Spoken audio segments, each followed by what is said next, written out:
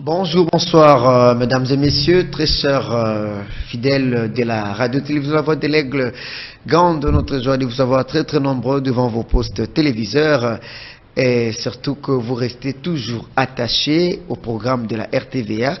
Ceci nous fait du bien. Alors, nous sommes avec vous, vous nous suivez de partout, vous êtes dans des hôpitaux, vous êtes dans des prisons, vous êtes dans des milieux commerciaux, vous êtes en famille, dans un seul lieu, et plusieurs têtes, plusieurs personnes en train de suivre cette émission. Vous ne serez jamais déçus comme vous ne l'avez jamais déçu.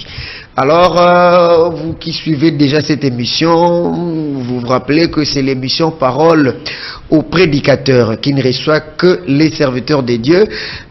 Comme nous l'avons toujours dit, ici nous ne recevons pas les musiciens, nous ne recevons pas les commerçants, nous ne recevons pas les politiciens, nous recevons les prédicateurs. Donc c'est lui qui prêche et il est capable de venir, n'est-ce pas, défendre ce qu'il a toujours prêché.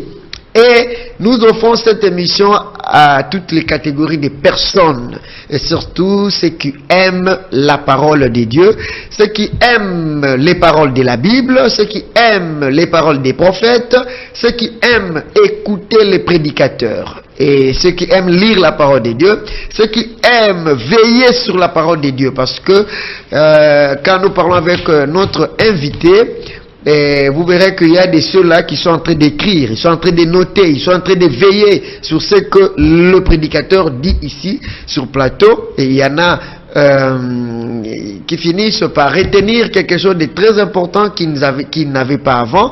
Il y a de ceux-là aussi qui s'attendent là pour poser une quelconque question, pour avoir l'éclaircissement de quelque chose. Il y a de ceux-là aussi qui veillent parce que lui, il a déjà cette vérité-là que le prédicateur cache, et lui, il peut s'exprimer en montrant ou en disant que ce qu'il a dit, ce n'est pas ça, voici ce que moi j'ai, voici les preuves. Voilà, parole au prédicateur chez vous à la maison. Nous avons l'habitude de recevoir un invité et nous exploitons un sujet.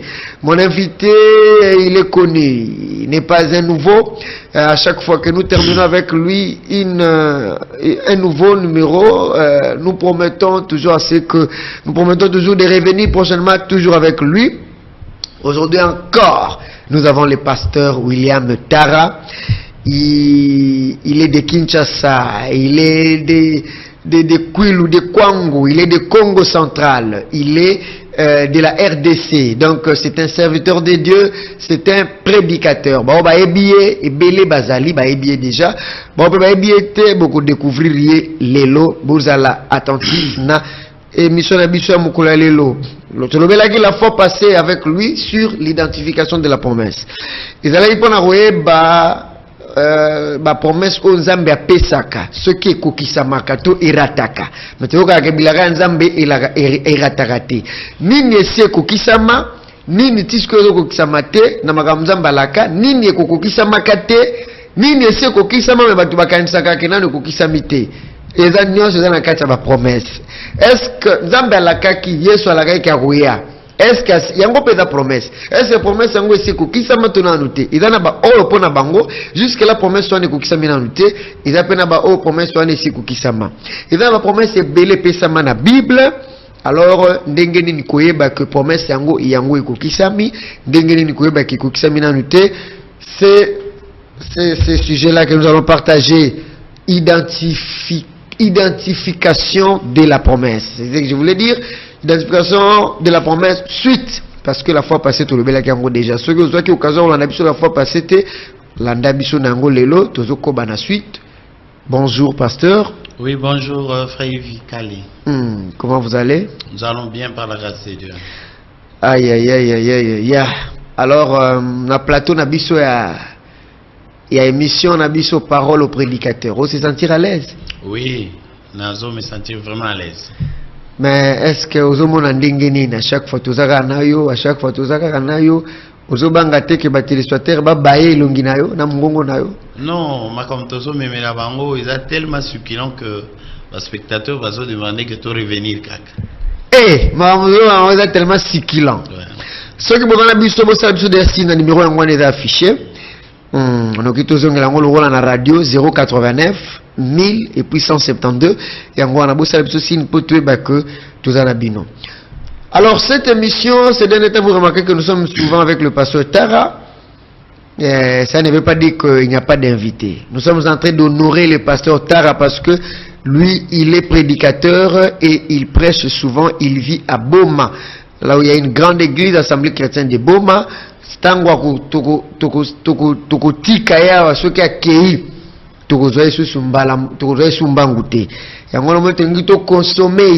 To utiliser moi mingi pour la mingi na biso na kinyate akozonga na eboma même ba pasteur ba prédicateur o ba roleka bazali belé au kutu bazosluka ke ba ya roleka mais jusque là tozuna nous élèves ya bangote to si ça ba séance na biso na pasteur Tara bobi ke to yamba ba pasteur le rôle Jean-Claude Molipé wazali vice-ministre ya décentralisation intérieure affaires coutumières to yamba awa bobi que tu as un pasteur le rôle à Jean-Pierre Ngobo, une émission oyo. Bobi que tu as pasteur le rôle à Justin Mundaba, ya Bouma. Tu as un pasteur le rôle à Bampoe Nakabamba, Conrad, Beka Junior. De ce n'a pas de tanga ba liste ba pasteur tu as ba belé. Ce que n'a tanga de ba auto yamba, ba belé. Ici c'est une source intarissable en matière des invités. Ba dali belé. Ma mirolo yo mundu ke tali selamina no pasteur Tara mituna nyonso zo sopanelande. Pasteur Tara, tu as dit la fois passée, tu as dit que bana, bande beaucoup ba kosala biso, nazo mona boro bipé, beaucoup ba bipé biso, pour un moment donné, boro benga ndeka to salaka. Tu belagi identification de la promesse. Les lois magam toto ko lobela na yo, na rotuna yo lisusu. Parce que Bible eza munene eza pena ba makomi belé. La fois passée, na tuna que moi mituna ya Bible, mais dans la mituna monsieur ya Bible, si galagi na tuna kiote. Raison pour laquelle tous les anglais angolelo. Na rotuna yo opé sabiso exemple muko mususu na Bible. Voilà, bande ko benga déjà ba bipé belé. Merci pour naïf sarabino émission yo nulle part ailleurs, pas de concurrence kara awa.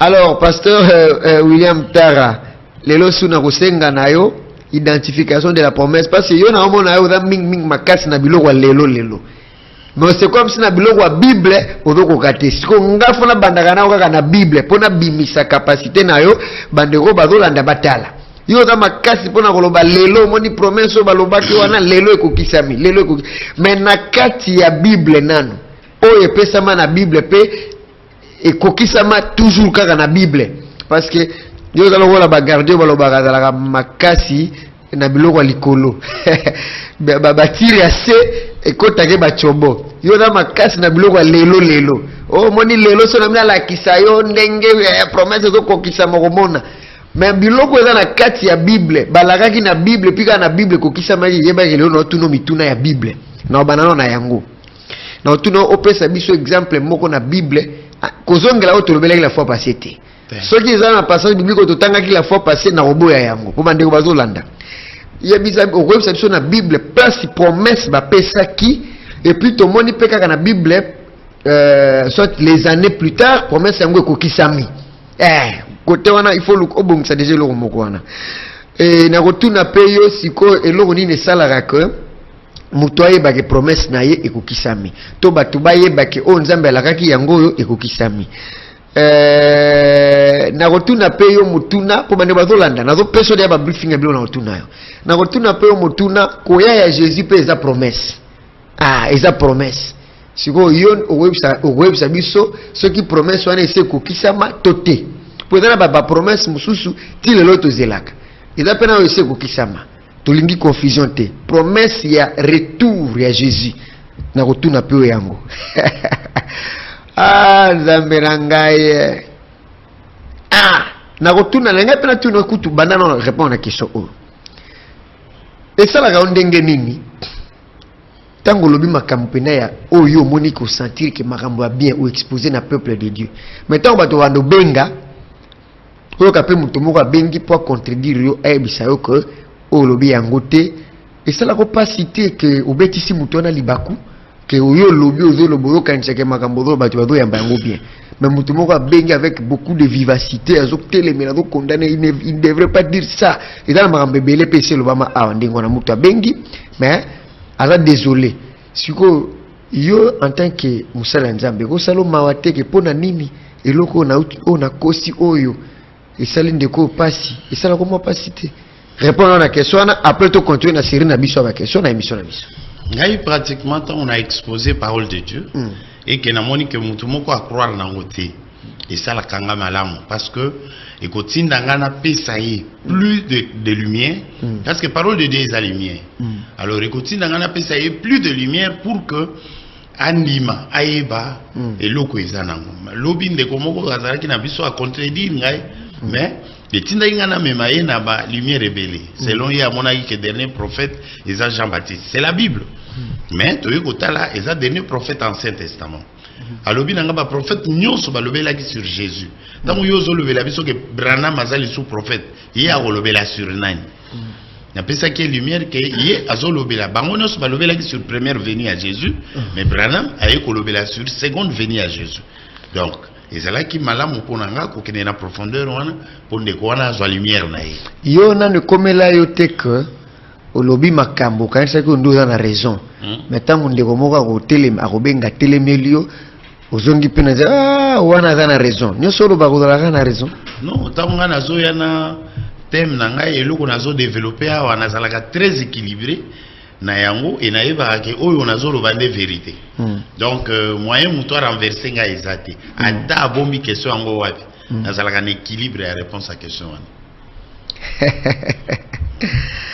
Pasteur alobi azalaka équilibre na réponse ya question na pesi bandeko nyonso mbote oyo la fois passée dans cette émission azalaki azotala TV na ye na ndako makangi yango photo akangi photo na era parole au prédicateur et puis atindeli ngai yango basalaki yango ebele na rozo atanga otanga na bakombo na bango te mais merci na bino ba bosalaki yango lelo pe yo zotala sala yango ndengo zotala wana okangi ya photo kaka na TV na yo otindeli ba musuku ba mo chango na ba statut parole au prédicateur Christian et sala zuate.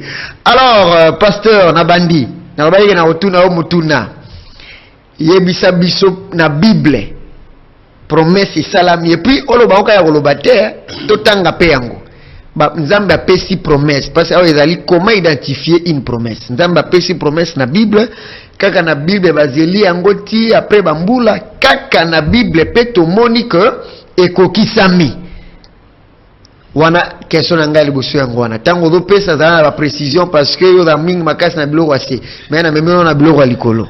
Merci beaucoup frère Yves. Na moni o komi ko zo place ya bateau bazola na biso kuna po bombarder awa mais ndenge na lobai ke naza équilibré pour na makambo naza na ngolilo. Très bien. To kende na Luc chapitre 2. Luc chapitre 2. Na ko banda na verset 25. Eh yo mto banda te po bima ya solo batu bandima. Ah oui. Ngai nde mutu fona banda. Ngai nde mutu fona tanga yango. Olobi Luc chapitre 2 verset 25 à 29. Voilà. Wana posoke mo ngotanga to comprendre tamu susu bien te. Ngani na tanga pe bima ke makambo lobeza ya solo. Tozoluka bisika oyo nzambe asala ki promesse. Et puis plus tard promesse yango ekokisamaka. Avant to koba. Po batu bayeba ke bilaka ya nzambe ekokisamaka. Olobi Luc chapitre 2 verset 25 à 29. 25 à 29. Voilà, yango. Et voici, il y avait à Jérusalem un homme appelé Siméon. Cet homme était juste. Oh là là là là là là. Voilà. Voici, il y avait à Jérusalem un homme appelé Siméon. Cet homme était juste et pieux. Il attendait la consolation d'Israël. Et l'Esprit Saint était sur lui. Il avait été divinement averti par le Saint-Esprit qu'il ne mourrait point avant d'avoir vu le Christ du Seigneur. On a promesse, c'est que il faut mon Christ. Donc le Christ du Seigneur était promis. Oui. Il a eu promesse. Oui. Il avait été averti divinement par le Saint-Esprit qu'il ne mourrait point avant d'avoir vu le Christ du Seigneur. Faut place Niko Kisamaki. Il vint au temple, poussé par l'Esprit.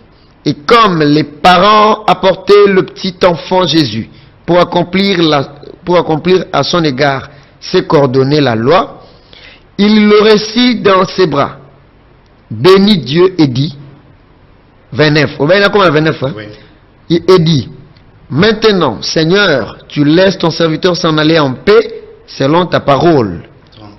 30. Car mes yeux ont vu ton salut. 31. Salut que tu as préparé devant tous les peuples. Donc, limbola ngona no yomoko batu ba mona que ba comprendre ndenge ni promesse yango ko kisamaki. C'est-à-dire awa passage on apesi eza passage nzambe apesi promesse na Siméon. Alobi yo okokufa te avant au mona Christ du Seigneur. Ce que moni alors okoki kokufa. Promesse yango ye ko s'accomplit na Nouveau Testament parce que Siméon aza mutu ya kala. Musakola lui qui azalaki à peu près na 80 ans tant Jésus a yé.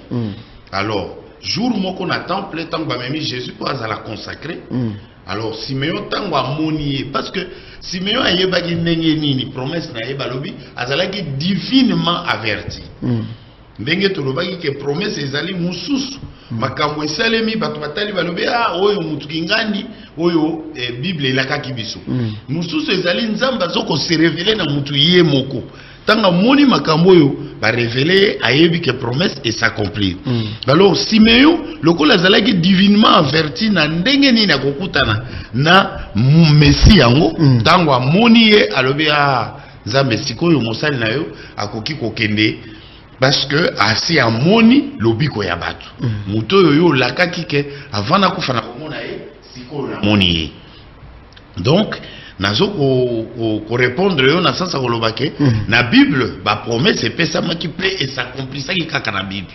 Eza kutu yango moko te même Jean-Baptiste tango akutana na Jésus na mai azalaki déjà na révélation que mutu yango tango yo kozala wana komona ke kolombe ko kitali ko wana ko bimisa sko biloko ya Bible. Donc afandi na mai azo baptiser bato amoni moko azoya amoni ebenga ekiti likolo ya lobia mutu yango ye alobi ngai na ko baptiser yo te assimiler mbala moko. Or c'est là que s'accomplissait la grande prophétie. Ye kutu balobaki ye ako baptiser mutu yango mais tango amoni ayebi ke eza Messie en tout cas epesi ye fruit alobi ngai na ko baptiser te yo baptiser ngai. Christ ayebi si ete tokokisa makomi volonté ya nzambe na mobimba nango tokokisa ngo awa pe kokisamaki wana. Wana dans la carte ya Bible. Jean-Baptiste a identifié promesse na ye à travers Jésus na descente à colombe likolo na ye. Siméon peut a identifié promesse à Bible à travers arriver à moi na na position nzamba révéla qui est divinement. Donc voilà quelques promesses na ko peseze ebele mais na ko bimisana mi balé wana. Bimisana mi balé wana. Pendant l'accès que na Bible pe ozana oyebi la promesse o emonana o ekokisama. Oui. Alors pasteur Tara, est-ce que ekope kusala mela mutu que promesse ya banda ekozila ezokokisama na misu na ye mais azoyebate? Ça peut aussi arriver parce que Zolo va identifier la promesse.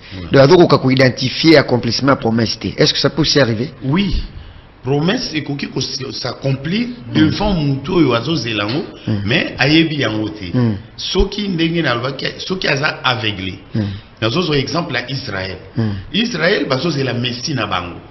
Mais Messie a quitté na terrain. Ils ont qui peut promesse. Ils ont qui promesse que Messie na bango akoya, akozala boyo akosauver bango, akosala botango akitaki. Aza déjà sur terrain, wana bazo yebate. Bango moko babani ko torturer ye ko sala nyonso wana. Donc nyonso basala ki la promesse était devant eux mais basala ki aveuglé. Ba mona ki bayeba ki promesse na bango te. Ti Jésus aye asali nyonso Bible alobi mwana moko akobotama akoya akozala boy ba tango akoya akobikisa batu ba boite ba kosote lokola ba self ba miwe ba koloba ba sourd ba koyoka. Biloko wana nyonso Jésus aye azos accomplir yango mais Israël ezo yebate ezo identifier yete. Mais la promesse s'accomplit sans que ce soit identifié jusqu'à ce que mutozo ke ngoye bango azakutu samaritain peuple moko mélangé. Il a identifié Jésus. Nathanaël peut côté kuna a identifié parce que yebi c'est que tout kutana mutu songa la bino na Israël et lo kama lunga na nani na Nazareth et lo kama lunga eko bimate. Mais tango akomi Alors oui, voici un Israélite à qui il n'y a pas de fraude à terre et Makambango et Saliao. Parce que s'il y a Messie, c'était le discernement. Mbalamoko, Nathanaël se rendre compte que je suis devant le Messie. Mais Israël va reconnaître ça qui a voté. C'est ça qui est aveuglé. Promesse et koki koko kisama sans que mon toit yebake et le gonzala ikozela yango. Bandeko bozali kolanda parole au prédicateur de mission Nabino oyo bosepelaka tango nyonso bozali kozala édifié d'une manière ou d'une autre nazokutana bandeko ebele bazopesa ba merci bazali kosepela pasteur tara na suka opesa numéro no ya téléphone parce que bato ebele bazobengaka ngai po basenga ngai yango okopesa numéro na yo yo moko. Alors bolanda très bien namona bandeko bazokoba kobenga awa nana bandio ya bapel te. Pasteur Tara alobi makambo bino bokoya ko juger soki makambo alobi eza yango to te. Voilà. Après sinon nous promesse ya Bible wana kutu incontestable parce que atangi Bible tout tangi biso na bino tout le monde il y avait une promesse et la promesse était accomplie, c'était dans la Bible. Alors après on appelle ça Siméon. Mais Dengue a expliqué, c'était pour vous montrer que dans la Bible, Dieu a fait des promesses et il les a accomplies. Ceux qui ont tangi pour na Siméon, ils ont kakandenge peyo yebi, okobenga, c'est qu'ils ont raison. Mais ceux qui l'histoire de Siméon, ils ont une signification moussous, ils ont oya lobité, kobanga pété, benga c'est que l'histoire de Siméon, ils ont oyo ya lobi wanate elingi kolobaboué, elingi kolobaboué. Pasteur Tara a lobby que andimi que mutu akokoza zo la promesse oya bande kozela et kokisami na présence na ye mais azo yebate keza yango wana pe bonoté yango c'est encore un autre élément. Est-ce qu'il a raison ou pas? Est-ce que mutu pena nzamba pesi promesse et kazo la promesse yango et arrivé que promesse yango zo kokisama mais azo yebate. Après cet exemple à Israël, ceux qui sont yango, au benga pour féliciter, au remercier, au lobageza solo, ceux qui pèsent yango te au lobano, oh yoana eza ndenge musu tout les abou. Je pense que Bozolanda très bien. Quand pour benga ceux qui posent la mutuna na makambutuzo lobela, au kenga na tuni na onte, yo poko kotunae. Pasteur mais en dehors ya oyo et kokisami ayebite mais outi pe ko bakisa ke oyo pe et kokisami ayebi ezali oyo tango e kokisami ayebi ezali apesa ki exemple ya Siméon ayebaki siko po muto ayeba siko yango ezalani azala prudent azala en tout moment vigilant po azala distrait azala kaka yango to ezana intuition moko boye ko sala mba moko ko epise ki tala ile ko bande kozela. Bon, tant on nous a révélé mutu likambo. Akopesa yepe façon likambango ekoyela. Akopesa yeke tala tango komona boye yeba ki eza likambo boye. Mais mingi bato bazalaka pe frappé na aveuglement. Tel que Israël na plan ya Nzambe.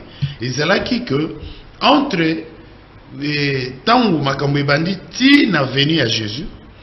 Kolongo na venu à Jésus ti na tant tel et kozala ba age église e kota na katikati, c'est-à-dire que Israël faut bazala nanu aveuglé pour ba nation ba yambaye après akoya kozonga suna Israël wana ezape promesse mususu et ko s'accomplir kaka bongo ata Israël a sali effort ndengeni akoyeba eti donc ezali bongo mais mingi ezali question ya révélation pour totangi Siméon azalaki divinement averti, c'est-à-dire azalaki révélé.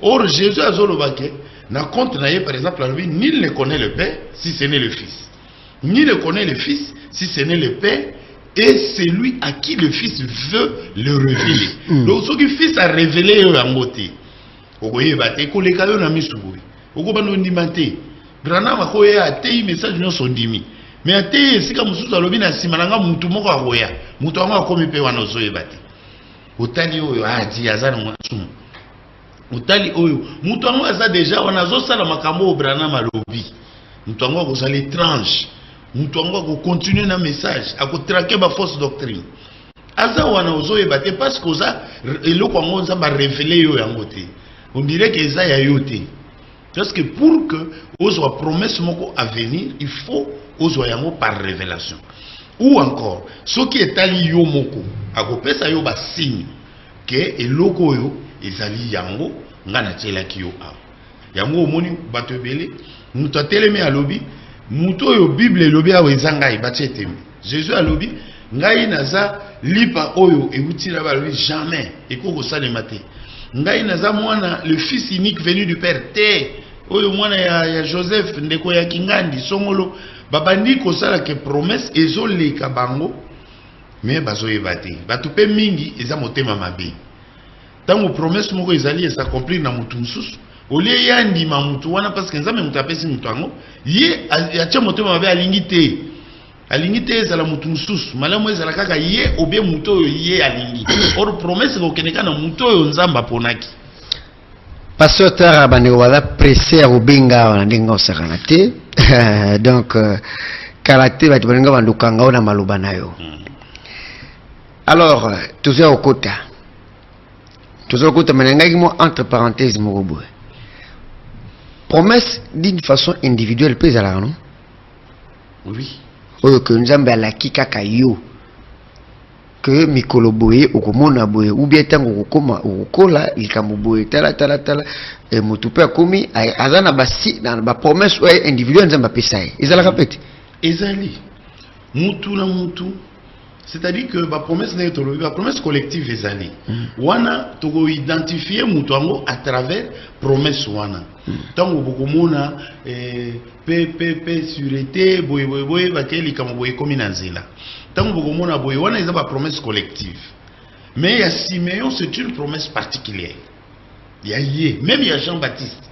Eza ya yé moko ayebi kaka ke na ko banda ko baptiser soki Messie a komi na terrain. Tango akokota na mai po aye pa na ngai kolombe kokita likolo na ye na koyeba ke ye wana mutu ango naza koloba ke na kokite kofungola ta basinga ya sapatu na ye tango azoko baptiser boya tala mutu moko asoya na mai kolombe kiti elobi yeyo mwana na ngai o natindi akosala posa Jean-Baptiste atali mbala moko bato nyonso bayokaki voix wana mais bazalaki na promesse pona yango te. Et c'est là qu'il y a une promesse pour Jean-Baptiste à identifier Messie. Tant que Monica Kalikamwana, particulièrement à l'objet, voici l'agneau de Dieu qui ôte le péché du monde. Et on a demandé que tout n'a pas pour nous comme on a couillé que oh y a une promesse individuelle wana. Pour erater et louper et dans la manière moi basalaka que mikolonio sofota la promesse ango mikolonio sofo o sambela ka mikonyo soko fandi miko sutuki nazozi la promesse nazaka na promesse mobu to yo fandi na okaka nzambe moko ebinenga okokisango nzamba kokokisa yo pe yo ko reconnaître yango nazozo exemple la Malachie 4 et ça promesse c'est ça na Bible biso tozalaki wana te tozo feye Malachie 4 ekokokisa mazoni te to fanda ki na biso mais tango Malachie 4 aye nzamba révéler biso ke eza promesse na biso ayeli biso to ndimi message na ye pe tozo kolanda ye. Et ça, on a un grand serviteur de Dieu à l'obéir, par exemple, la joue élève Abraham. Biso nos tozali tant la joue élève, à l'obéir sur katini mutubongo, à kochape bateau bako lanae. Tout le monde a dit dernièrement, pasteur na biso moko, à l'obéir non, tout ça na biso non tout ça la concert moko to bonde là, pour nos mosali na nzambe, biso nyonso to ça la pour la relève. On a pasteur Mathieu Bouikobo. Na pesembo te bisika zali. Ye azui yango promesse wana azui yango. Pe asali yango biso no sotozala katondi makango mais tozwa ki révélation wana te. Ezala ki uniquement yende il faut akokisa yango. Pe akokisi yango. Tondimi biso no so mais na partie moko o eza particulier ya ye. Pe asali yango a réussir pe. C'est comme si ngana kota la matière sali bonga pe na sala boye na kosala na réussir te. Pour la révélation wana. Donc nzambe soki asali promesse ye moko nde mto veiller sur promesse na ye. Azo veiller. Yo zawana te po obisa nzambe ke kokisa promesse pourtant wasala je mto obligé ki ete. Te ato bondeli mingi ya kokisa te pona yo. Parce que ezana batu oyo abongisi pona promesse wana. Il faut ça le makaka bongo, eza plan. Siko bato c'est que zo bisa bato muto azozela ta musu promesse moko ya nzambe ata vivre na vie na ye na ndenge aloyengi asa ne oya lingi promesse nzambe ete na ngo ete nzambe mo muto kokisango il faut azana ata kipe na ete faza na révélation ye azana kata promesse ngo wana pour ça la bon parce que mutu aza na kati ya promesse moko avant que promesse wana ekokisa manzamba ko bano bongisa ye de façon que tango ekokoma ya yebamo mais soki a vivre na loyengi akoyeba ndenge nini ke promesse ekomi balobi guerre ezoya yo oza na bar ozomela masanga non comme ça soki guerre ye na kobima na bar okima mbango na ndako to okende wana mutu akozala des choses ake zamba ko bano préparer avant que tango promesse ezokokisama ye azala participant en promesse wana.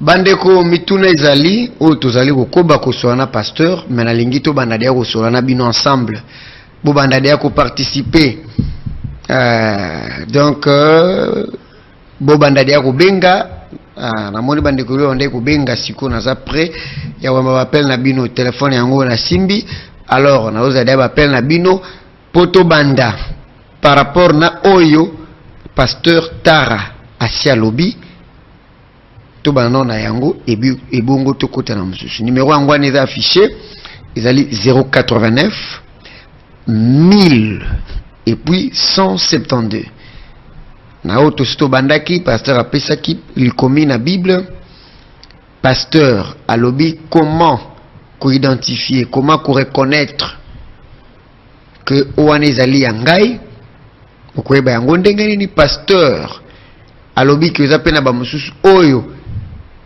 promesse salamela bango me kokisameli bango me bazoyeba te alors yo o comprendre yango ndenge nini pasteur aza na raison ndenge alobi to eza ne loko moko yo ki un peu flou olingo tuna mutuna to oza ne loko yo lingo lakisaka yango nde eza vrai par rapport na au pasteur alobi zala libre zala à l'aise banda siko kobenga biso to yamba appel na bino to bape bisika nini bozali kolanda biso et puis ndenge nini son ezali kokomela bino et puis ndenge nini bozali koyamba émission yango wana toza epai na bino. Alors en attendant pasteur bandeko banda kobenga ngana tuna o mutuna na ba promesse nyonso yebi ya Nzambe. D'abord til lelo est-ce que Nzambe la kaka to ba promesse nyonso tozelaka il fallait utaka na Bible. En dehors ya Bible ndenge tozalo Nzambe akopesa sous promesse zela avo répondre ça ibino na mission bato babanga karamite aba bato babanga karamite babengaka. Allô bonsoir. Allô bonsoir. Allô. Oui allô vous allez en direct au Benji Bishop Kombona. Bonjour. Bonjour. Bonjour, nangina tuna boye frère Vical. Obengi biso pipe Kombona onani. C'est Sœur Meda. Sœur Meda depuis Limete toujours kayo. Est-ce que promesse Nzambe pe ko ko la dérouter ndé mutuna nanga yangwana. Merci beaucoup. Pasteur a ko répondre yango. Merci maman Meda na Limete. Tu komi mutuna na yo soki promesse Nzambe ekoki kozala dérouter pasteur akoyanula na yango. Entre temps tozoko ba appel na bino na 089 ndenge bozomona et puis bozomona 1000 et puis bomoni 172 pasteur avola o répondre na mutuna ya sœur Meda o répondre na oyo to tuna kiyo que ba promesse o tozana ngo lelo izaka ba promesse photo tanga yango na Bible to à part Bible lelo Nzambe akoki su kopesa sous promesse. Non, il faut tous la kaka tous s'identifier na oyo se pesa na Bible. Normalement question na yo ezo kenika nzela moko na ya sœur Meda. Ba promesse lelo Nzamba soko ba kopesa ba promesse. Bande ko bipete numéro suki na 229 mais na suki su na 129 bo bipete toujours ba appel pasteur ozokoba to yamba su appel mosusu. Allô bonsoir. Bonsoir. Obengi so pikombo nani? C'est le frère Paul Mpuni, hein? Frère Paul Mpuni. Frère Paul depuis wapi? Narigini, bonsoir. Ok, Narigini, toujours kayo. Oui, donc c'est vrai que ma promesse individuelle est à la claire. Et ma promesse collective ne pose pas de problème. Parce que, par exemple, à Siméon, à Jean-Baptiste, il a la promesse individuelle. pasteur amenga ko éclairer biso lisusu sur la promesse collective. Parce que likambo azolobela ezali promesse collective. Ndenge apesi exemple ya bana Israël na promesse oyo ya biso ya relève. Yango nde ezalaka mingi ezala problème. Pour promesse individuelle, facilement moto azalaki na promesse ako retrouver yango. Mais oyo collective basusu bako retrouver yango, basusu bako retrouver yango te. Dama pambola bino mbote na passer tala tokola na bino na rigini côté à église tabernacle na biso. Merci beaucoup Papa Paul. Pasteur, question nangai nazali kotuna aïe tous on a ba question bandeko tous appelé ba préoccupation. Il est parti. Ngai na sœur Meda totuni motuna mon côté. Ya tuni ce qui promesse et rose à la dérouter. Donc il la kami mais il est qui sans que eko kisama. Mais ngai na tuni nanu lelo. Utanga biso Siméon, utanga biso Jean-Baptiste, utanga wana na Bible. Yango na bandeko ila pena ba promesse musu pe la kama na Bible toze lango pe kino lelo to mona yango kokisama ba koma su Bible te c'est si là mais ton la promesse qui est sur roya et la promesse ya Bible mais nga muto na ngeza linde que à part Bible ndenge c'est si là lelo oyo est-ce que nzambe ko sala sous promesse to ezaka ba promesse ya sala na Bible nde silaka muto na ngade yango wana mais ya ye ezalinde koyeba soki ezalaka dérouté sans que ezanga kokokisama wana to répondre yango mais répondre na soki lelo pe su nzamba sala ka promesse lelo nzamba zo sa sous ba promesse en dehors ya Bible tout ça par exemple na ba promesse nzamba pe biso que Los Angeles et kozinda et komami nulle part na Bible mais isa promesse oyo nzamba yeko pesa lisu na mosakoli les gens n'ont pas promesse nous souper et pesa na Bible d'une façon collective mais accomplissement nango ekozala individuel. Par exemple les zambalobi na kopambola bino. Mutu mususu na point na ye zambalobi na kopambola yo na libala. Oyo kuna ayebi aye nzamba pesi akopambola ye na misolo. Tabi yo ndeko saboye promesse na yo okozala na mbongo ebele tout ça wana ekoma misute. Et comme promesse individuelle. Donc lelo la promesse ezakaka. Et pesami toujours c'est l'accomplissement Los Angeles et Kozinda. Musakoli après cette promesse nous tous alobi dernière image ya mwasi o ya monaki ezalaki mwasi azakotambolaka na sous-vêtement na bande moko na tolo. Ils avaient la promesse. Ils a promesse. Ils a écrit na Bible te mais ils a promesse et sima ya Bible. Et ils ont coupé ça partout. Mais le mal en est ndenge sœur Medazo ya reposer ce qui ekoki ko se dérouter te. Promesse o nzambalaki et koki ko dérouter te. Te zela na no pasteur. Avant comme na sœur Meda, ngana lingo si ça no parti que les lopenda mbapesa. Poto kwa kozongela yango lisusu. Kande to ko babo. Na se plein ngo pese exemple à Los Angeles. Ils ont la Bible te. Au PCP image à moi, dernière image à moi c'est tout ça. Donc il y a une promesse le là au papa Paul autobenga alors Bible promesse ya relève. Et là ben la Bible te. Donc ngala lingaki nanu batu bayeba que ceux qui ba promesse nyonso tozelaka ko kisama izaka ko pesa maki depuis na Bible que à part Bible nzamba ko pesa sous promesse te. Mais na comprendre olobi que même lelo nzamba ko pesa promesse. Bandeko numéro yango wana chaque temps tozolo batolo le kambala moko boyo ba déjà par rapport à oyo nzambe o pasteur daliko ya nola. Na sabino que parole prédicateur chemise à pembe signe à colombe. Et puis na sabino que ngolo ya nzambe chemise à pembe kozanga lisusu te. Na émission chemise à pembe kozanga lisusu te. Motema pembe, maboko pembe, bopeto chemise à pembe. Voilà, pasteur William Tara Sikoyo, est-ce que promesse nzambe koza dérouter sans que ezanga kokokisama motuna ya Mama Meda. Entre-temps, tous les appels Nabino, na numéro est affiché, ceux qui motuna botuni. Ceux qui confirment que Oyazolo Bezali Bongo, Bobengi, Olobi. Ceux qui paient Olobi que Aouti Kolobasiko eza yangote. Naef Sarabino que Bobanga raté. Bosala raté que Bo se plaga na nyoso ya Zoloba. Tete. Attaquer, bombarder. So moni yelo Olobi eza yangote benga. Expliquer que Alobibo. Pesa motuna, pesa ya na motuna sœur Meda soki promesse nzambe goza la paix dérouté. promesse nzambe derutaka te e umela ndenge nini eko s'accomplir kaka sauf ce qui est une fausse promesse parce que toza lelo na temps oyo tozana un vent ya ba prophète par exemple oyo bazopesa bato ba promesse okokende poto okobala mobali ya boye okozwa boye okosala boye soki euti na nzambe te eko s'accomplir te mwana na nzambe abangaka te soki mutu alobeli yo ke likambo eza boye soki omoni s'accomplir te yeba ki kotia yango na pembeni parce que Bible elobi éprouver tout esprit et puis tout ce que Dieu dit doit s'accomplir. Mutalobi na yo 2021 aussi la te bokozwa visa à poto 2021 sili après son explication musuté. Donc 2021 sili ozwi visa à poto te promesse utaki na nzambe te. À moins qu'alobaki ke bokozwa visa à poto sans précision.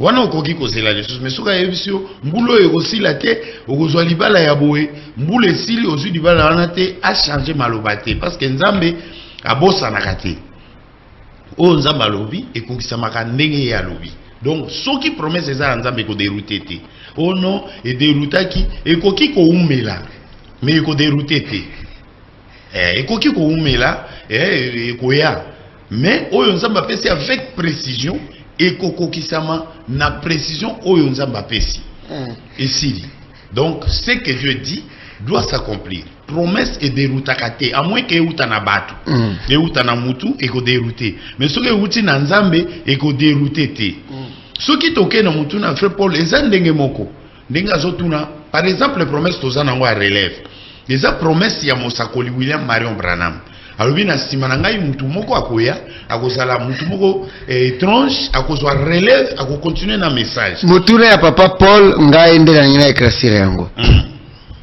ye azana posana nous bon yo oloba o éclaircir sur la différence entre la promesse collective et la promesse individuelle. La promesse collective est d'aller promesse où nzamba pesi na un groupe un peuple na batu ebele et puis bah c'est l'accomplissement na yango.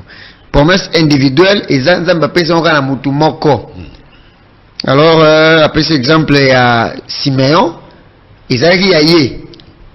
Maintenant on va que sa place soit que malgré ezaki ya ye mais et yende ko s'accrocher na promesse o epesa maka déjà collectivement. Parce que promesse il y a Siméon ezalaki pour amona le Christ mais le Christ qui était déjà promis na batu nyonso. Parce que promesse ya Christ koya ezalaki promesse ya mutu moko pambate. Ezalaki promesse ya batu ebele. Ezalaki promesse ya batu ebele. Alors le ezalaki promesse ya batu ebele mutu moko nde azwi ngolu à propos ya promesse wana que yo okokufa te il faut omona mutu parce que ezala ya batu ebele bakufaki sans que bamona koya Jésus.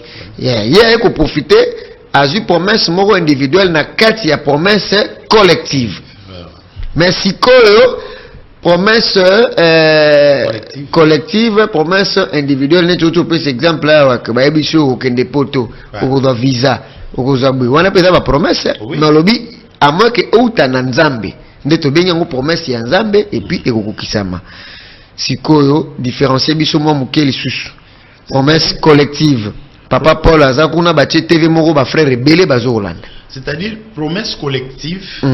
Et c'est là qu'un problème pourquoi Zambalobi par exemple que na simanangai parmi ba Ephésiens 4 moko na bango akozwa relève akozala mutu moko promesse collective ba yeba kayango na façon ezoko s'accomplir parce que promesse collective ezalaka na ba précision moko na kati oyo bokotalaka batu nyonso bakoya bakozala ba Ephésiens 4 bango nde bazali ba merveilleux auxiliaire bango nde bako continuer na message bakozwa oyo mosakoli alambi na nzungu wa mosakoli bango bakomi kopesa peuple mutu na mutu dépendant na ministère na ye apôtre opesa lokola apôtre prophète lokola prophète pasteur lokola pasteur docteur lokola docteur mais na kati na bango promesse ye kopesa précision moko moko na bango yende akozwa relève ya mosakoli mutu ango akozala étrange mutu ango ako continuer na message c'est-à-dire à côté un message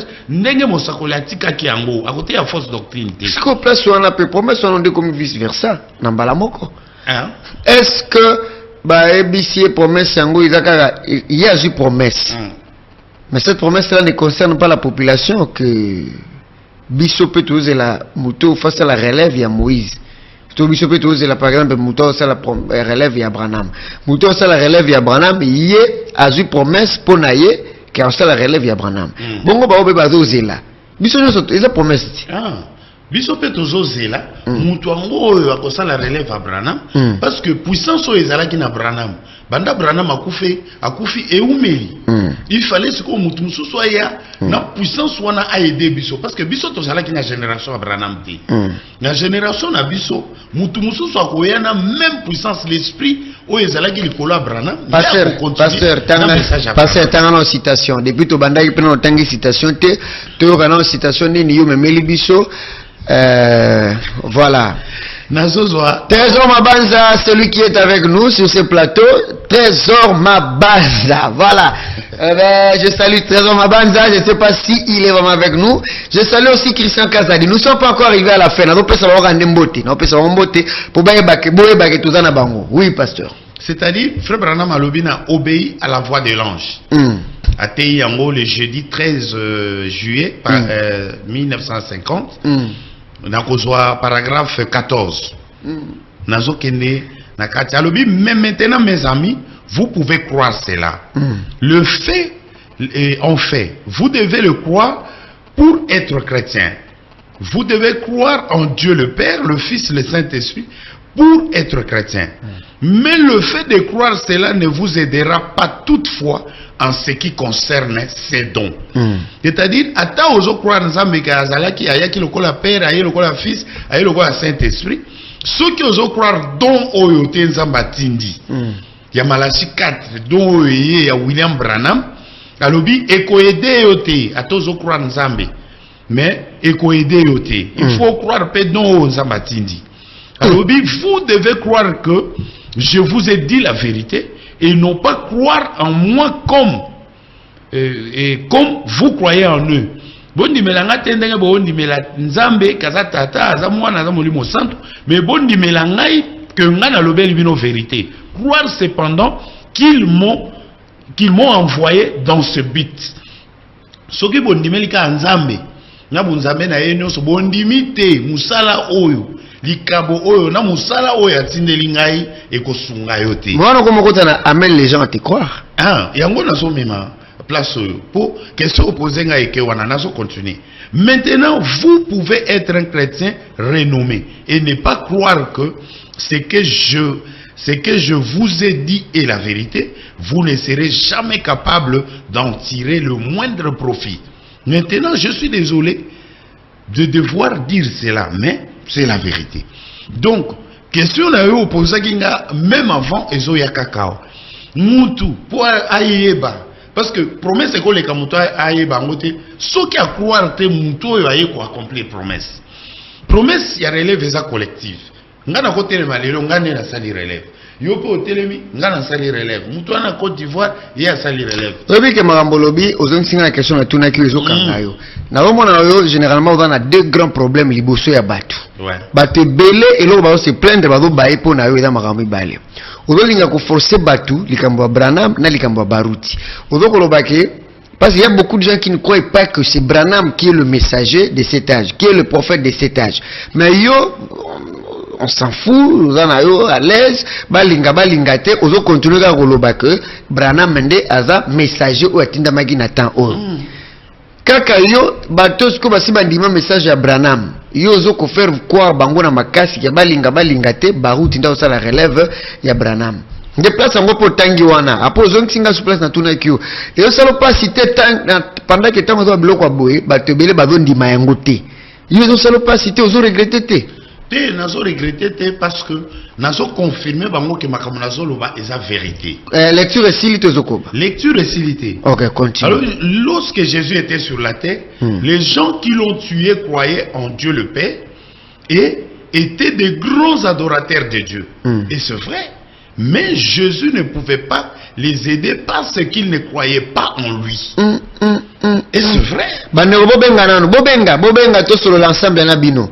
Numéro 089 1170 mission na biso tambola rande tanto kendaka biso na bino wana ba citation bandi déjà kotangama so wana eloko akoloba benga déjà r yango ezate r tozo nga to bando cité ba pele ko moya banda de ya benga po citation ngwana etangami yo zo comprendre yango ndenge nini mutuna na yo eza nini oui pasteur tozo ko ba bande ba benga donc batu bazondi melanzambe bazala lokola à peu près to benga bango ba témoin de Jéhovah balobi Jéhovah zakaka Jéhovah za yemoko nzambe muso akoya te boyebo tangu Jésus a commis promesse est commis déjà ya Esaïe 9:5 Esaïe 35:4 et kokisami eza déjà na kati na bango mais bango bazo continuer ko ndima kaka Dieu le Père Jéhovah Yahweh oyakala balingi ko ndima Jésus te mosakola zolo ba ke Jésus moyen a aider bango ezate. Parce qu'il faut beaucoup croire que les promesses s'accomplissent pas naïe. Tant que nous avons relève, nous avons relève et ça barouti kachongo. Nous avons Ephésiens 4 été. Ephésiens 4 baza wana batondi ndenge ba Pierre, ba Jean, batwana bazalaki, ndenge Silas, Timothée, Tite, banani bazalaki autour à Paul. Mais mutu moko azalaki Paul. Tant que Paul a ke parmi bango nyonso nzamba azui moko azui Jean atie Jean azui relève ya Paul petango akei Irénée azalaki wana mais nzamba azui Polycarpe annexé na sima Jean po bazwa relève kaka ya Paul na sima Algesiri ne Irénée ayekoya tango azui ba Irénée azui tango azui Polycarpe azui Jean et écarter Silas te, écarter Timothée te, écarter Tite te, batikali ba merveilleux auxiliaires, mais nzamba zui moko lokola mutu na bango. Na tcheye azwa relève ya Paul. Na temps ya Moïse, bazala ki pe ebele, bazo kote ya.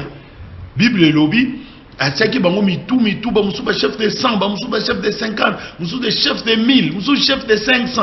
Bazala ki wana me, Josué na kati na bango, yende nzamba zwa ki lokola mutu azwa relève ya Moïse. Numéro sugi na 065 ozo bipe ko bipete bengande to ka makanisi na yo. Numéro sugi na 615 ozo bipe ko bipete benga to ka makanisi na yo. Qu'est-ce que vous apportez par rapport à notre sujet d'aujourd'hui, accomplissement de la promesse? Voilà, net numéro est na 757, na 601, bozo bipé. Bien que bozo sala biso sin que bozo landa er moko pe batela bazo tala zo sepela amone lo wa retourna te azo comprendre, pas de problème. Mais moi 2 ou 3 appels avant de citer pour na hotel ça biso que bolanda ke biso attentivement ezali. Alors pasteur ndenge tozali kokuba tous appels oyo c'est quel numéro? Yep bipé 247 à la fin. Nayambi bo fin tingai. Donc boza tellement belé bozo Holanda, ça fait du bien de vous savoir nombre si tout bobo sana te ndenge na ibisa kibino bozo tala TV na yo okangi yango photo otindeli biso na numéro na WhatsApp ndenge bandeko basalaki avant-hier. C'était très merveilleux. Merci beaucoup. Alors pasteur Tara. Voilà, net numéro suki na 065 yep bipé biso susu. Pasteur, tout ça cité dans Marambo lobby à relève wana. Mais il y a toujours une grande question qui se pose aujourd'hui. Est-ce que ça n'a pas promesse de Nzambe? Oyo. Dans le cookie, oya sala, ou soit depuis la Bible. A sala biso, maintenant le cookie samite. Tout au nyo soya sala, et c'est cookie sama. Question après réponse au groupe Sangai. C'est-à-dire que ma promesse Nzamba serpe ça mais koki samate eza ebelé na Bible. Nzamba la kaki biso que avant Jésus aya. Voilà c'est vous limiter Nzambe. Eza la promesse Nzamba pesi mais azanga koki sango. Te akokoki Zelana yamba. Koki samite. Aïe il est parti. Ah bande ko tomboki na ba bip. Osuki na 424. Bande watomoki na babip yango tozo bato ya bande appel babip eleke belé. La promesse ezali. Oyo nanu ekoki samite. Mais Nzambe après sa promesse akokisa ngo te. Akokokisa yango ekokokisa mamenano ekokisa mitezali. Ezate que c'est raté. Te raté te. Iraté te ekokokisa ma. Alobi par exemple qu'avant que bisoto ke n'enlèvement ba mort en Christ ba ko ressusciter.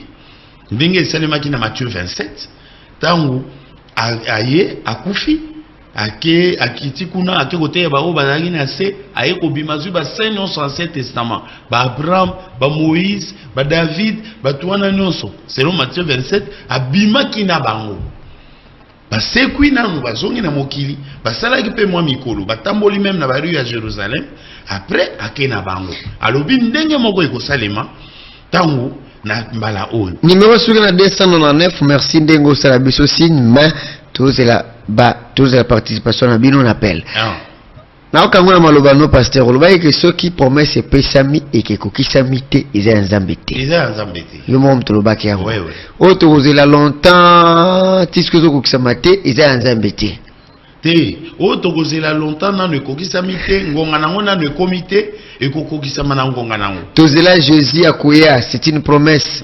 Si le lot de place a été, ils ont promesse en Zambie. Ils ont promesse en Zambie. Parce que tous les ans, ils ont signe. Oui, après ça, ils ont qu'avant, tout le monde a ba guerre, tout le monde a ba famille, ou kabwana yana, na leki, maman na mwana na ya mwasi, papa na mwana na ya mubali et consort. Bah si nous on a nos ezana koko kisama. 774 à la fin. Merci de nous faire signe que vous êtes avec nous. Donc, bah promesse on a nos eza. Koko kisama eza koko kisama ti to kokoma na oyo ya suka na boite nyoso zo bana ndima na yo moko nde mutulobaki ke promesse soki tozeli to mone kokisami te eza nzambe te wana wangani te kolobaki bongo na wangani te promesse oyo epesami avec précision lo wa bino bolingo benga te botika nga mona sans charger na pasteur bobenga pe sute bozela allez to so la siko fara nga na pasteur balobi promesse mususu mutoya ayebisio alobi mbulo ekosila te Ozozo libala ya poto. Tozeli 2021 ici, nazo libala ya poto te. OK, on a préciser quand même. Pour apprécier précision à temps. Yangwano lobi ki za nzambe te. Nazo nsosi ko na promesse ya bongo ya o tozo benga ngo na parole de Dieu, bo préciser mais ko kisa mi pété. Olobaki ki andoro ya Bible, ndimaki ki andoro ya Bible lelo ba promesse pe ko pesa. Ouais. Wana oza d'accord. Na avancer. Nakoba olobai que en dehors ya Bible sikoyo nzambe akokipe kosala ba promesse. Oui. Ça. Alors quand na cadre lobi que tango apesi précision en temps et que salamité kokisamité frère Branham le prophète de l'âge abaye que parmi les 7 âges de l'église l'Odyssée sera l'âge le plus court.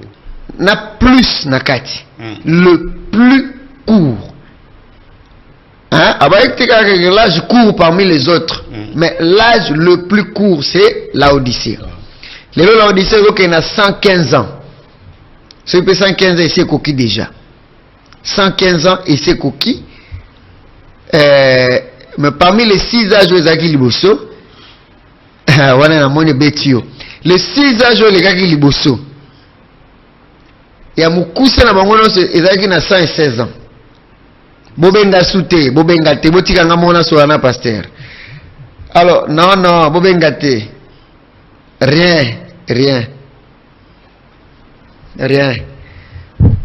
pasteur o ezalaki na parmi les 6 ans ezalaki na 116 ans c'est le plus court ça veut dire engé comme même pas na ekoki pe kokoma te na moitié il y a 16 ans tout comme ngo suko na ba 100 les autres zo kokana l'âge où ezalaki court parmi les autres promesse yango ezalaki na précision à temps mais biso tozo ko bagara eza promesse uti na nzambe te maloba na yo ndolobaki c'est-à-dire que tokokani na noté promesse pe ezalaki tokokana te promesse ezalaki écart tokoma ta pembeni te nde promesse. C'est-à-dire que Fabana Malobi. Faut toujours avoir une promesse. Oui. Après, ce n'est pas ça, on a ce qu'on a marqué à Jésus. Et dans la citation, et belle fois on a d'autres que promesse on est c'est quoi qui sama. Si quoi tu as la position na yo, ce qui promesse on quoi qui sami tona noté. Voilà, mais répondre à on a oh, la promesse en ça. Ma appelle na noté. Le la pasteur. Même duré na Éphèse. tozaka kana sa promesse soki biso to kokani ou bien to leki bango nde to koloba ke promesse to longwe na promesse. Les promesses c'est là qui il sera le plus court. Oui, parce qu'un jour c'est comme 1000 ans pour Dieu. De pona yo pour wana ekoza la 3 jours et puis pona yo zo lika que to koma 116 ans té. To kokanate. Pona yo zeba que o mebi que tikala une année. Problème exact. Alléluia. Bobenga sute. C'est-à-dire que ngana nimi Branham le kwa mosakoli ya solo. Oyo nyonso za balobi na monoko ya mosakoli iko ya raté. Kasi. Ekokoya. Malobi que tutika na une année poto kokana. Ah oui. Mais d'après to kokana té. Selon la promesse. Donc d'après yo kala mingi ta enlèvement au salma to kende. Enlèvement iko ça. Mais dans ce petit élément mon. On a réveillé, on peut penser à Bana Nzambe. Et sengeli to ebake. Ndenge Bible lobi. Pour te identifier une promesse. Oui. Nous avons identifié une promesse oyo ya suka. Nous avons âge Nzambe azako jouer na prolongation. Ah, et comme bongo. Wana yo mutolobi to fa wana mutolobi. Ngana zolo ba Branham de alobi to normalement. Et comme on a match na stade, Nzambe pas comme na arbitre chose comme so ba joueur to sakana sko na balle. So na Nzambe to comme bongo. C'est-à-dire que tous en attend oyo il faut que avant makamuno c'est la dernière élie il faut akota. Alors, Nzambe azoko jouer na prolongation parce que na plan na ye il y a une prolongation pour que makamunio se kokisama. Tout ça n'attend parce qu'en réalité n'attend il fallait déjà les mettre ça. Bon, bandeko ba tuko benga na yambaki te pour natika na deux questions. So bengi au côté avant de continuer. So bengi na yambio. Pasteur Tara. Oui. Est-ce que on a prêt ce qui n'est ambitieux que prochainement na invité Léo un serviteur de Dieu ou a une opinion moussous contre que oyayo bo solo la na a sur place ngamo na Jérémino. Vous êtes d'accord? Oui, nous sommes d'accord. Nous sommes d'accord. Parole de Dieu il faut changer pour tout ce soit en contradiction. Parole égotique à la parole. Parole de Dieu égotique à la parole il faut changer. Donc selon Oyozolo baba opinion na yo. Ce qui n'a bengi un autre serviteur de Dieu o agondi makambo yo lobakati. Okoka kusana émission en face à un plateau. Tout ça l'émission. Très bien. Promesse ya roya Yesu ese ko kisami to nante. Eza pamba promesse ko kisami to nante. Promesse ya roya Yesu e ko kisami na nante. Mais esengeli to yebake roya Yesu ezana. Esa citation muso za tena à part ba oya kinango. Non, ba citation ezali ata oyo na sisa ki angote. O sisa ki angote. Mais nazo kenena na réponse on parce que c'est très capital. Jésus va faire une promesse à koya na ye physique. Oyo pour aya awa physiquement ba mo rentrer ba ko c'est quoi? Ba ko zonga na mokilo yo tango to ko kutana na bango biso pe et na biso iko changer pe ensemble na bango to komata. Wana eza 1 Thessaloniciens 4. Eza pe na promesse ya retour na ye oyo Bible zolo bana Luc 17:30. Ndenge esalemaki na temps ya Lot ekosalema pe na ngonga na biso. Oyo wana ekozala Jésus physique te. Ekozala Nzambe azoko se révéler. Il va se révéler comme il s'est révélé. Ekozala oyo mosakoli abengi apparition. C'est-à-dire Nzambe akokita par le Saint-Esprit ako se révéler l'église na ye. Oyo wana ekokisami. Mais oya koya na ye physiquement pour aya kozwa peuple na ye ekokisami nanu te. La preuve que tozana. La preuve que parce que balobi soki aye bongo akoya kozwa un peuple qui s'est déjà préparé. Alors bisoti lelo tozana ko se préparer. Tozote ya batu ba bongo la mitema pour ba se préparer. Tozo sala ba sainte biloko wana nyonso renforcer foi na biso. Yango yo tozomona makambo tozomona même mutu relève Barutika Songo azoya en puissance pour nini na guérison divine. Objectif à guérison divine les anini pour épais ça va tout foi ya enlèvement. Ils a toujours parmi biloko ils ont préparé biso na seconde venue parce que seconde venue yango na enlèvement. Donc frère Branham a dit que seconde nani guérison divine et koya pour na kopesa biso foi enlèvement yango to moni ke Nathan oyo za mazo sali la guérison divine comme instrument moko ya makasi apesi na mutu ya relève donc moko très puissant ya guérison divine pour que écoute ça na kata bato foi ya enlèvement. Donc c'est vraiment c'est que il faut que tout ça n'a besoin. Alors promesse wana tango ezo kokisama banani bako rater yango eza ba oyo bako reconnaître te don wana ndenge frère Branham alobi ke ba oyo bazo reconnaître don wana wate bango promesse wana pona bango ekokokisama te ndenge nazo continuer na paragraphe 15 il a obéi à la voix de l'ange. Lorsque Jésus était sur la terre, les gens qui l'ont tué croyaient en Dieu le Père et étaient de grands adorateurs de Dieu. Et c'est vrai, mais Jésus ne pouvait pas les aider parce qu'ils ne croyaient pas en lui. Et c'est vrai, il a dit de sa propre bouche, de même que vous avez cru en Dieu, croyez aussi en moi. C'est vrai. Si maintenant, si vous avez cru en Dieu le Père, le Fils et le Saint-Esprit, je ne veux pas que vous croyiez qu'il m'a envoyé ici pour prier pour vous, et il témoignera l'a fait ou non, et s'il en rend témoignage, alors croyez cela. C'est ce qui a fait que les réunions soient ce qu'elles sont, car les gens croient. S'ils croient d'un seul cœur et qu'ils sont d'un même accord, vous verrez la gloire de Dieu être manifestée au milieu de son peuple. Je vous ai dit la vérité. Frère Branham aligné à la kisabiso boy. Jésus a l'obaki que croyez à Dieu, croyez aussi à moi. Aligné à l'obénabiso père awake, croyez à Dieu, Père, Fils, Saint-Esprit, croyez aussi à son envoyé. De Malachie 4 que je suis. C'est ce que je vous demande aussi, que vous croyez aussi à William Marion Branham. Voilà. Par rapport à l'esprit de vérité, paragraphe 20, il viendra après lui quelqu'un. Avant de kota wana, pour te citer wana. Te citer wana siko. Nazongi na mamba promesse à Jésus. Oui, que la Bible l'a dit que de la même manière que Jésus était monté, de cette même manière ndi tokomoni azozonga wana kama mazoe bango tango amataki na niwe. Ah voilà ozoe basko accomplissement promesse wana te na date le 28 février niwe wana de la même manière et mataka de la même manière tout le monde yango ko apparaître et ezaki accomplissement là il y a les gens qui ont autant que le ba eloko moko important que promesse monsieur ko dans kokisa meli bino.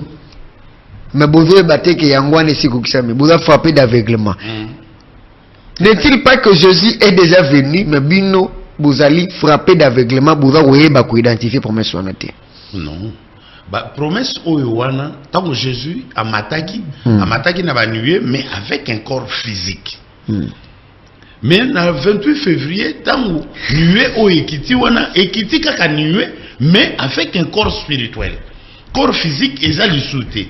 Biso tozozela parce que oya biso promesse ndenga mataki ndenga kokita akelaki physiquement corps physique ezalaki na e mataki na kati ya nuée de la même manière akozonga na corps physique na nuée soko landi mosakoli na brochure GC paragraphe 99 alobi tango akozonga tokomona ye na ba cicatrice na ye nyonso wana amataki nango akozala nango sikoyo okoki kolakisanga le 28 février na nuée wana ba cicatrice wana eza place ni parce que naza na besoin na Branham aza mosakoli akoki kokosa te alors soki ba cicatrice wana ezali comme ça na nuée wana olakisinga yango na kondima keza ye parce que mosakoli alobi ke na nuée wana tango nuée ekitaki na objectif eyekokita na montagne wana yeko zwa Branham frère Branham azoloba ke yeko pesa ye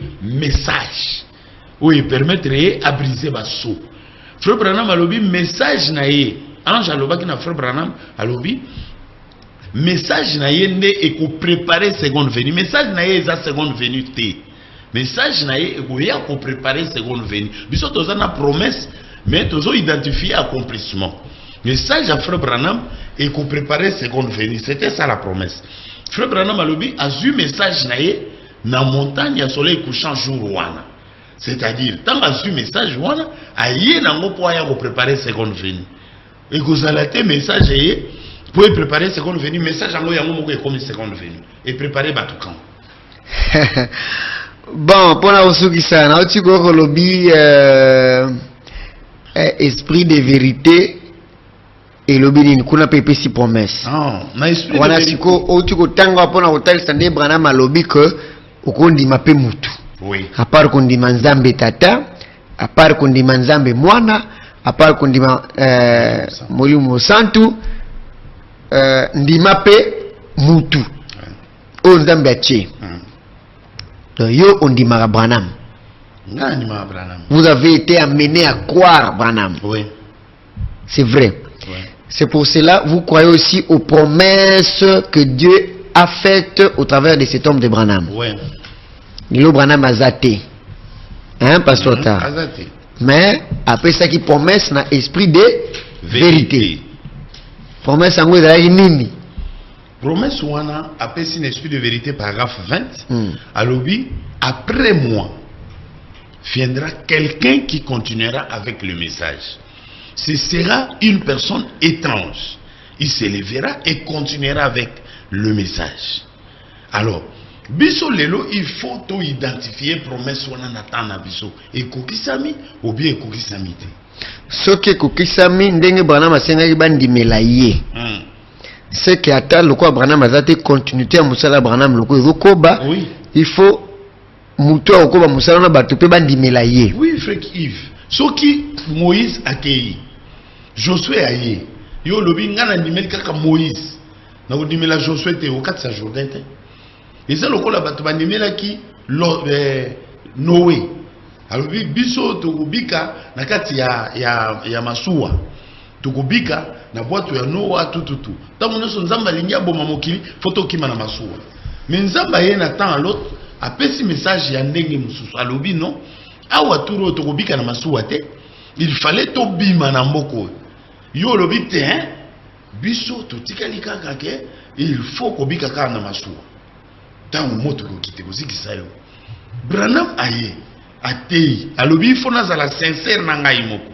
Que tango nazo kende vieille pe oyo message oyo zamba kozwa yango akopesa ngo na mutu mususu a continuer nango. Est-ce qu'il est aussi facile d'expliquer comment est-ce que vous croyez de faire montrer, de démontrer la raison pour laquelle vous acceptez cette histoire-là? Est-ce que facilité à expliquer comment ils que bana Israël ba ouais peut ko expliquer que raison au tindaki bango bandima Moïse que ba batira ki na Josué? Est-ce que ba peut ko pe sa raison au tsala ki ke bandima Josué? Facilité raison ya makasi ezali ezala miracle. Iloko ya makasi nzamba brandisaka po bato bayeba ke nzamba zana motinda minae eza miracle. Même Branham ye moko ate alobi si Dieu est avec vous, où sont les miracles? Où sont les prodiges? Ogomona nzamba ta zui o robe uti na Eli ekwe na Élysée robe wana ikoya kosalaka miracle na mai. Nde yango eko prouver ba fils de prophète que oyo esprit ya Eli Isao. Vous parlez trop du pasteur Barouti. Et Lelo oso affirmer que eloko sala que o identifier yé na promesse au Branham apesa qui ce sont les miracles. Promesse à Branham alobi mutango azala miraculeux, azala étrange. Mais abakisi que mutango ako continuer na message. Zana yambana wakasinde ko po tutika na 10 minutes na biso na 10 minutes ko chité bien. Allô, bonsoir. Allô, pour pambola yo. Apambola pe obengi biso pe kombolani. Regi aleko na kuna alimeti. Toujours bien te tombola mwa mungongo. Ndeko nani? Regi aleko na kuna alimeti. Frère Guy. Oui. Na limité. Allô, makasi peut-être. Olobi?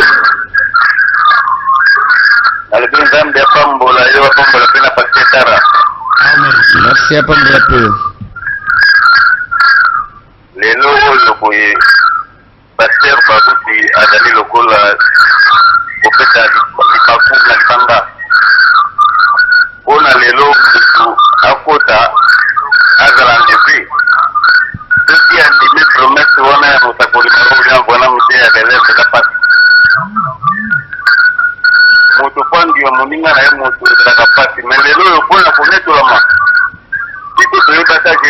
te mais toyebi yango ya tracer papier bakuti yibaki bamate ebele ote bakende po te melele toyebi yango même na ntango ya abrahama ayambaka nzambe mais ezalaki pasi mpona bato bandima abrahama ti aliaki na nzambe elongo afudiki kwe alors lelo oyo te mpona konetolama biso toza na génération ya beta soki ondeni yango te mon frère vraiment eza pasi okozala leve te nda makambo na bino na siki wana. Amen. Amen. Bon, pasteur, tu as cité. Oui. Nous avons on répond avec beaucoup de sincérité et puis on continue à citer. Ah. Zala sincère, est-ce que. Oui, Nasuka ande bogomo benga. Allô, bonsoir. Bonsoir. Oui, ben biso api kombonani. Na Hollande bino na RTV ya. Mais ma référence bozo ba wana makabukana na loba. Ndi yango kokisa bino makambo ya prophète Kapo Philippe te. Ah, passez à répondre. Merci pour l'emboutonnement.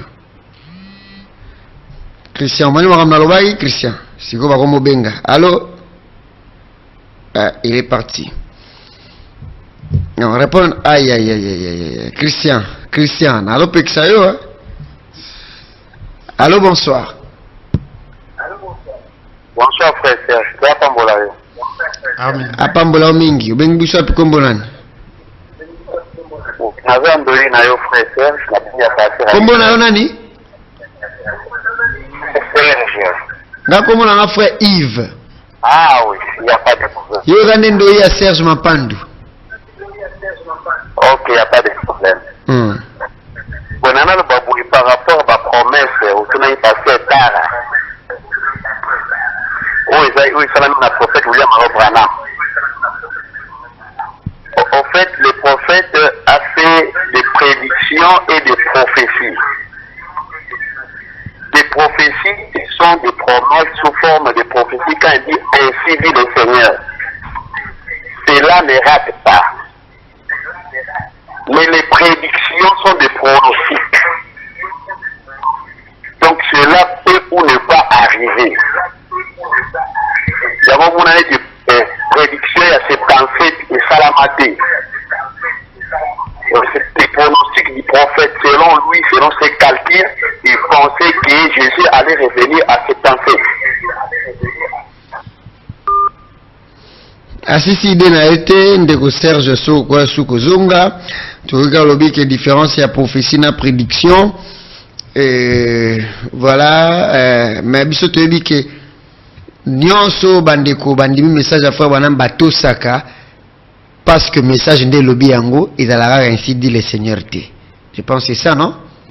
Parce que ndeko Serge nga kendeka net na position que pour me relève il fallait faire ainsi dit le Seigneur tant le bango mais bah nous quelqu'un isali kuna nakati ainsi dit le Seigneur isate bah sœur voilà ta pantalon té ce n'est pas ainsi dit le Seigneur donc ce n'est pas que tout ce que le frère Branham devait dire pototo sango ou beton di magi kusama il fait la ainsi dit le Seigneur.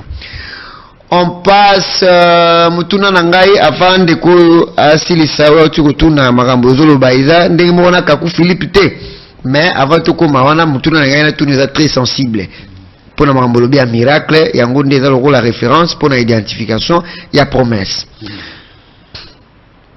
Est-ce que loba vérité atu landayo parce que ba mutateo pour ndima message à Branham on dit mango na nzalité ya pasteur Baruti te c'est qu'on dit ma message déjà à part le la bande copé on se dit ma pire relève te mais bande ma message frère Branham yo pour ndima de message oui ngana ndima ye atei mutu anga yote yangai mais wana iba kipi na ntema yo ndima inoka message oza sûr que ndenge yo ndima message wana ce que zaki pasteur Baruti te ndenza mbazo sala na ba miracle oyo nyoso mais on komona mutu moko pe andimaka message à Branham mais nzamba va utiliser makasi ko le passer Baruti. Est-ce que olinga ko ndimaka mutu wana ndasa la relève Oui. Ce qui n'a moni mutu, oyo promesse oyo s'accomplir et pas naïe. Na lolenge ya koleka ndenge ezoko s'accomplir na pasteur Baruti na ondimela mutu wana. Mais avant, à part comment on a passé Baruti, au moins on a un miracle, mais oyo leki ndenge nzambe sela kaye okutana ki nangona onte avant monaye. C'est-à-dire ba miracle ezali. Guérison divine ezali. Batu pe bazote ya batu bazo nimelebele bazali. Mais qu'on utilise mutu mususu d'une façon particulière. Tu vois la pasteur Baruti azate. Tous ça nos grands prédicateurs, bateau de l'église, pasteur Moussa on a 20 000 personnes, on a 18, 15, 10 000. Na tout le cas bon pour la c'est que on dit mais que ça pasteur Baruti. Mais on identifie des promesses. Pasteur Baruti na ye kokangama na ye parce que na identifié promesse. Merci beaucoup. Natikelo maloba au cité na maloba suka et puis on répond de quoi lobi que azola des missions très bien. Aza croire un message. Mais ah beaucoup mi koloba que mutumoko o brana maloba mutumoko ko ya prier. Ils ont quoi Philippe Kaku Philippe T. O zama kambo Kaku Philippe T bona ngona kata message répondre et puis na ko citer mbala moko. Ça qu'on sa différence entre muto biso tozoloba wa na Kaku Philippe. Kaku Philippe na lingi koloba te ke nazo croire na ye mais il s'est dit prophète. Alors il est un prophète vivant des histoires là. Biso ato lobe la prophète c'était pour le dernier prophète Dieu l'a déjà retiré. Toujours lobe la temps oyo eye entre départ à dernier prophète na koya yankolo. Mais Kaku Philippe peut attention azo loba que t'es Branham mais c'est l'équipe o siko ezata na ye. Ezata na ye nani? Est-ce que awa promesse na biso eza nzambe mutu mususu azwa relève ya ko continuer na message à Branham. Eza différent na ye. Kaku alongoli Branham. Alongoli Branham ye amichi. Avondi ma Branham azali prophète mais avondi ma pe que ta Branham mais c'est l'équipe o siko ezata na ye. C'est ça la différence. Or promesse wana eza. Ndeko benga ki oyoki réponse passer azo répondre. Mais ya message à frère Branham eza na promesse c'était que mosakoli mususu akoya après ya Branham. Exacté. Mais promesse ezali que mutu moko akoya akomata na même plateforme, c'est-à-dire na même message à frère Branham à continuer toujours sur les traces ya William Branham abandaki pe boko mona que esprit o ezalaki likolo ya Eli yango nde ezali likolo ya Élise yango ezalaki likolo ya Branham yango nde ezali likolo ya Baruti soki ezalaki le même esprit sur Kaku tolinga etondima parce que Branham azalaki na mwasi moko Branham azalaki ko vivre bien vie ya bosoto te Branham azalaki kosala makambo te na ndenge oyo biso tozo Branham atamboli na monde que nous avons campagne d'évangélisation.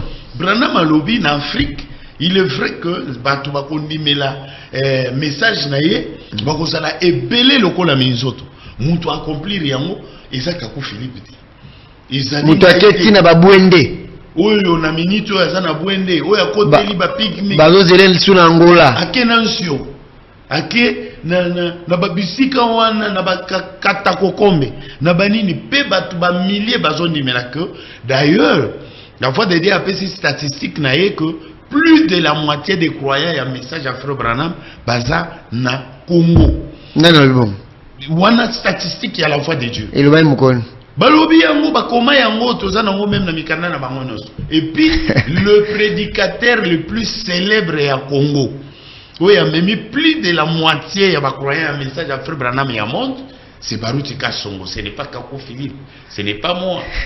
Ezali yote azab ya kobomba na te ata ba dénominationnel bazo reconnaître que message à Branham colonne nango ya lelo eza Baruti Kasongo.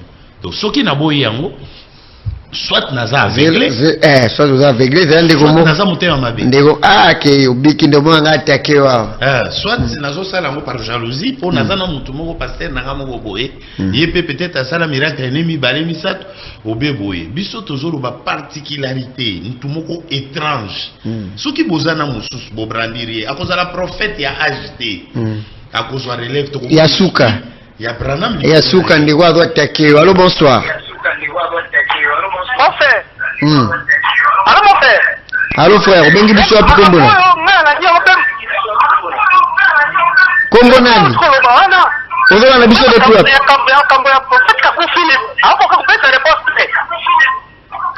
Yo bengi biso api kombo na onani.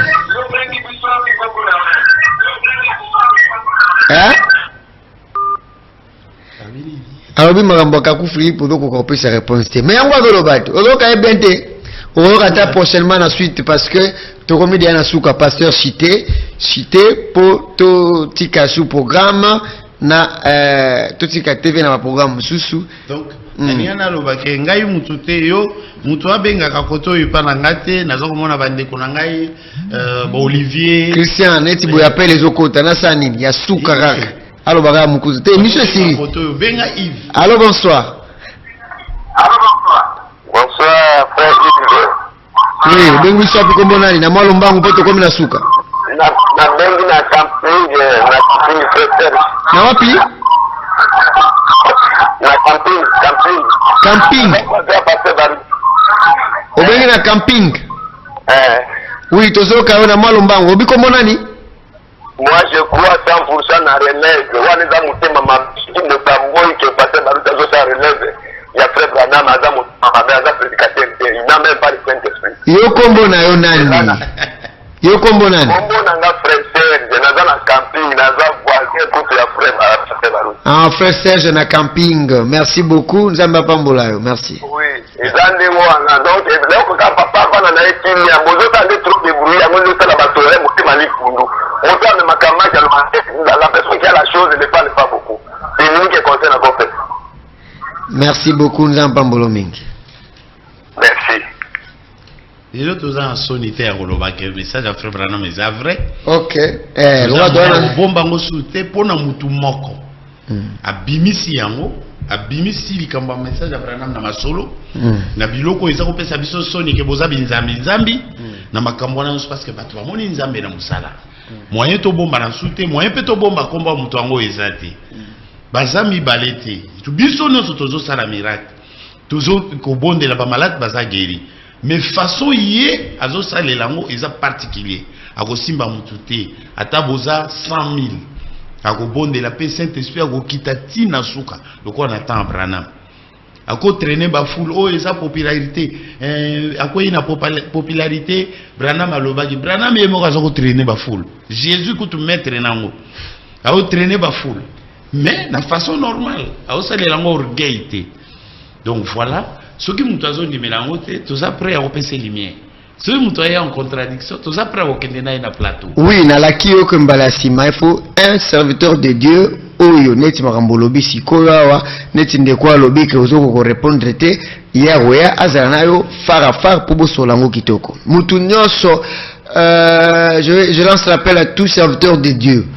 Dans une semaine ou dans 2 semaines, nous allons chercher 2 serviteurs de Dieu qui seront là. Bon, et vous allez guériter, mais allez répondre à moko al ameka ko expliquer ndeko. Ou à éviter. Par exemple, vous avez un téléphone, vous avez pour yété, mais vous avez un katio. Il faut se connaître oya awa. Toka bolabiro ba minute, vous lobby ensemble. Après, ba téléspectateur p, na ba auditeur ba ko benga.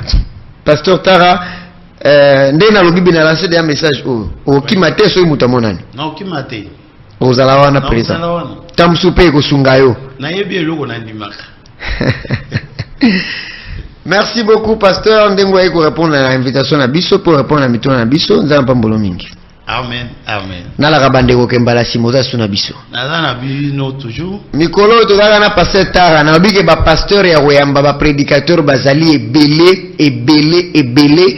Mais pour le moment, Zela et Pesamela no pasteur William Tara, to sola mingi nae parce que tango ya kupumba susu akei to kwa kuzoa susu mwa to kozanga susu mwa tambulai yangwana to sa nanu naye. Merci bodalaki ebele bolandaki biso na émission na bino parole au prédicateur eux la représenter na ngai et puis na yambaka ba invité lelo na yambaki pasteur William Tara mwendenge dia na laki que prochainement na royamba 2 serviteurs de Dieu et godala nginda kita et puis ekopambola bana nzambe puis ekofungola maele bana nzambe Ebele, alors on appelle si merci na Christian Kazadi, Animba raté, Alala raté, Asale Moussa na régie, Bozibiso na son kitoko et tamboli kitoko. Et bongo, ba caméra oyo, il a manipulé na nani, na obabengi, Mabanza Trésor. Zamba Pambola Mingi Kolera, tout ça sur le plateau.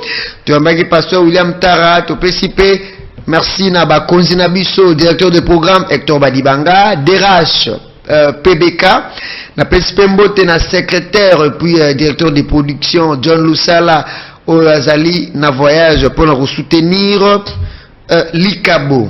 Merci Ngaipe na bino en tout moment na bino que sponsor Nabiso alobi que chemise ya pembe e ozanga sute omone na chemise ya pembe ngola kisa signe ya colombe e bengali kambona motote motema pembe maboko pembe bo peto ndeli kambo. Alors engelo kisa pe sous lumière chemise ya pembe en tout moment et ko la passe mutu muso présenter émission au n'absence nangapo chemise ya pembe ndeko bomae.